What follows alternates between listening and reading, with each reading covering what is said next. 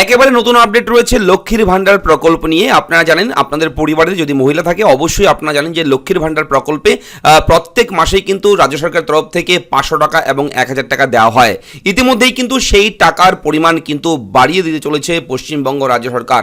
এবার থেকে কিন্তু আপনারা আর 500 টাকা এবং আর 1000 টাকা পাবেন না, তার চেয়ে অনেকটা বেশি টাকা কিন্তু আপনারা পাবেন। এবার থেকে অবশ্যই এই আপডেটটা আপনারা দেখবেন, এই ভিডিওর মাধ্যমে আমি তুলে ধরবো। আমি থাকবো ভিডিওতে আপনার সঙ্গে শুভঙ্কর। আপনি দেখছেন আপনাদের প্রিয় ইউটিউব চ্যানেল এরা ফ্রেন্ড। মন দিয়ে দেখবেন, আমি এই ভিডিওতে নতুন আপডেট নিয়ে এসেছি লক্ষ্মীর ভান্ডার প্রকল্প নিয়ে।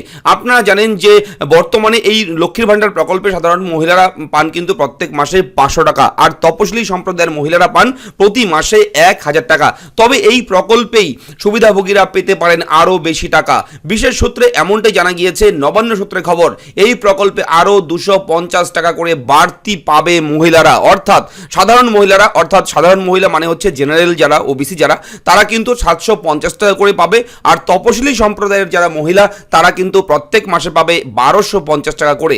যদিও এ নিয়ে এখনও চূড়ান্ত বিজ্ঞপ্তি প্রকাশিত হয়নি। চূড়ান্ত সিদ্ধান্ত নেবেন মুখ্যমন্ত্রী মমতা বন্দ্যোপাধ্যায়। দুর্গাপুজোয় আগামী বছর লেনদেনের টাকা দ্বিগুণ করার টার্গেট নেওয়া হয়েছে, মানে আগামী বছরের টার্গেট 1 লক্ষ কোটি টাকার।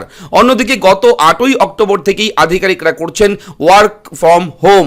আপনারা প্রত্যেকে সেটা জানেন। পুজোর ছুটির পর আগামী 12ই অক্টোবর থেকে ফের খুলবে সরকারি দফতর। তবে তার আগের থেকেই সরকারি আধিকারিকদের ঘরে বসেই করছেন কাজ। নবান্নের নির্দেশে সচল বিভিন্ন পরিষেবা। আগামী 11ই অক্টোবর পর্যন্ত পুজোর ছুটি, আর তারপর কিন্তু 12ই অক্টোবর থেকে ফের শুরু হবে জোর কদমে কাজ। এবং 2 থেকে 7 অক্টোবর পর্যন্ত বন্ধ ছিল ই অফিস সার্ভার, তবে তা ফের খুলছে গত 8ই অক্টোবর মানে শনিবার থেকে। ওই দিন থেকেই কিন্তু ফাইল পাস করানোর কাজ শুরু করেছে আধিকারিকরা। তো অতএব বুঝতেই পারছেন ইতিমধ্যেই কিন্তু এমনটাই সূত্রের খবর যে যারা 500 টাকা করে এতদিন থেকে পাচ্ছেন লক্ষ্মীর ভান্ডার প্রকল্পে তারা পাবেন 750 টাকা, এবং যারা 1000 টাকা করে পাচ্ছেন তারা কিন্তু পাবেন 1250 টাকা।